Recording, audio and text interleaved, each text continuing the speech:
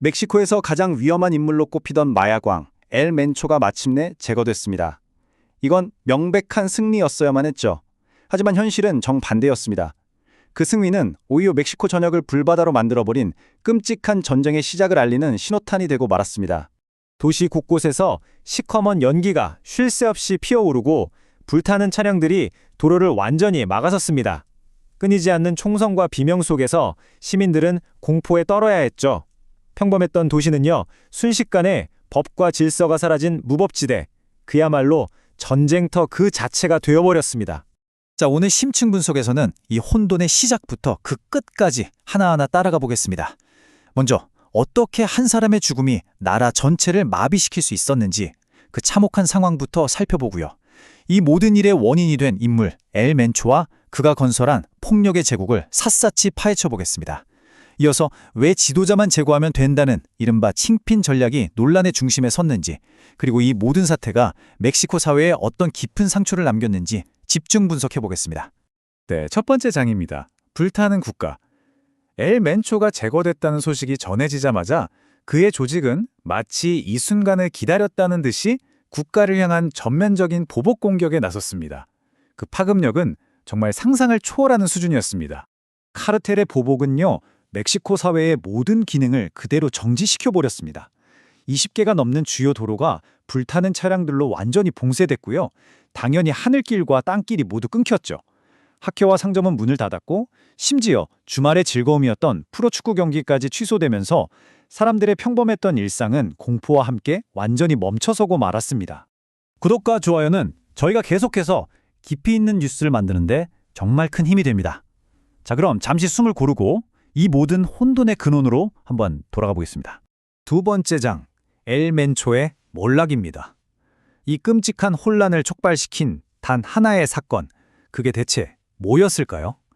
바로 2월 22일 멕시코 국방부가 발표한 시대의 마야광, 엘 멘초 제거 작전이었습니다.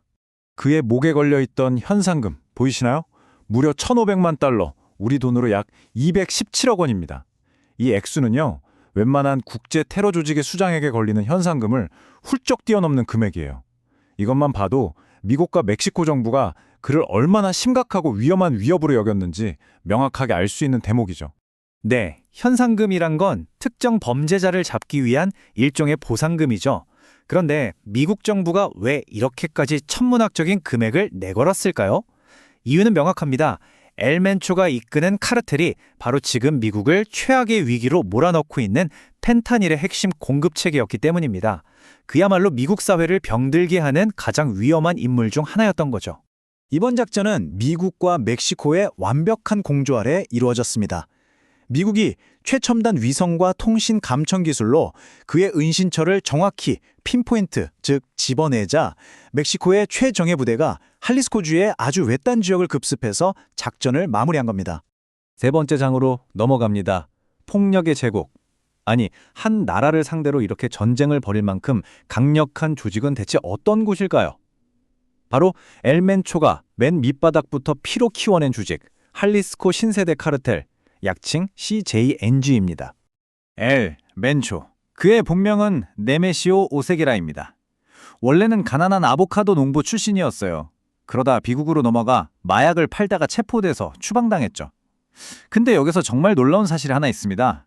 그가 멕시코로 돌아와서 잠시 경찰로 일했다는 점입니다. 하지만 그는 결국 범죄의 길로 완전히 돌아섰고 2009년 지금의 카르텔을 설립해서 멕시코에서 가장 잔혹하고 무자비한 조직 중 하나로 키워냈습니다. CJNG의 힘은 이 표에 고스란히 드러납니다. 단순히 조직원이 7,000명이다. 이걸 넘어서요. 이들은 장갑차와 공격용 드론, 심지어 로켓 발사기까지 보유한 사실상의 군대입니다. 멕시코 전역에 거미줄처럼 퍼져 있는 이들은 펜타닐 같은 치명적인 마약을 팔아서 연간 수십억 달러를 벌어들이고 있고요. 그 막대한 돈으로 국가를 위협하는 무기를 끊임없이 사들이고 있는 겁니다.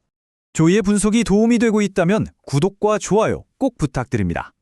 자, 이렇게 막강한 조직을 상대로 그렇다면 정부는 어떤 전략을 사용했던 걸까요? 다음 장에서 자세히 들여다보겠습니다. 네 번째 장, 킹핀 전략입니다. 정부는 왜 이토록 엄청난 후폭풍을 감수하면서까지 이 위험한 인물을 제거하는 작전을 감행했을까요? 그 배경에는 킹핀 전략이라는 아주 논란이 많은 대카르텔 전쟁 방식이 있습니다. 킹핀 전략. 이건 아주 간단한 아이디어에서 출발합니다. 뱀의 머리를 자르면 몸통은 자연스레 무력해진다는 것이죠. 즉, 조직의 우두머리, 이 킹핀만 제거하면 조직 전체가 와해될 것이라는 믿음에 기반한 전략이고요. 특히 미국이 지난 수십 년간 강력하게 밀어붙여온 방식이기도 합니다. 하지만 이 전략은 멕시코 내에선 아주 뜨거운 논쟁거리입니다. 미국은 머리를 치면 조직이 무너질 거라고 주장하지만 멕시코 현장에선 정반대의 결과가 나타나는 경우가 많았기 때문이죠. 비판론자들은 이렇게 경고합니다. 지도자가 사라진 그 빈자리를 차지하기 위해서 조직 내에서 훨씬 더 잔혹한 내부 전쟁이 벌어지고 마치 신화 속 히드라처럼 하나의 머리가 잘리면 여러 개의 머리가 돋아나서 폭력이 오히려 더 확산된다고요. 이번 사태야말로 바로 그 끔찍한 우려가 현실이 된 것입니다. 5번째 장, 보복의 대가입니다. 결국 한 명의 마약왕을 제거하기 위한 이 작전은 수많은 무고한 사람들의 피를 부르는 비극으로 이어졌습니다. 그 대가는 너무나도 참혹했습니다. 작전 직후 벌어진 대대적인 보복 공격으로 단숨에 27명의 군인과 정부 관계자가 목숨을 잃었습니다. 이건 단순한 범죄 행위가 아닙니다. 카르텔이 국가를 상대로 공식적인 전쟁을 선포하고 공권력에 정면으로 도전장을 내민 것이나 다름없습니다. 카르텔의 총구는 이제 정치인들을 직접 겨눕니다. 쉐인바움 대통령의 임기가 시작된 이후에만 20명이 넘는 시장과 시의원들이 암살당했습니다. 이건 자신들에게 비협조적인 정치인을 제거하고 그 지역을 공포로 장악하려는 아주 치밀하게 계산된 전략인 거죠. 그리고 진실을 말하려는 목소리는 가차없이 제거됩니다. 1994년 이후 카르텔의 비리를 취재하던 언론인 150명 이상이 목숨을 잃었습니다. 무자비한 총구 앞에서 진실은 힘을 잃고 카르텔의 범죄는 그렇게 어둠 속에 묻히고 있는 겁니다. 자, 어느덧 마지막 6번째 장입니다. 끝나지 않은 전쟁, 한 명의 킹핀은 사라졌지만 이제 멕시코는 훨씬 더 근본적이고 더 큰 직문에 직면하게 됐습니다. 앞으로 이 나라는 어떻게 될 것이며 과연 이 문제가 멕시코만의 문제로 끝날 수 있을까요? 극심한 혼란을 수습하기 위해 멕시코 정부는 2,500명이라는 어마어마한 병력을 추가로 투입해야만 했습니다. 이건 사실상 내전 수준의 위협에 대응하기 위해 국가가 군대를 동원하고 있다는 걸 의미하고요. 동시에 카르텔이 얼마나 거대한 군사 세력인지 역설적으로 보여주는 증거이기도 합니다.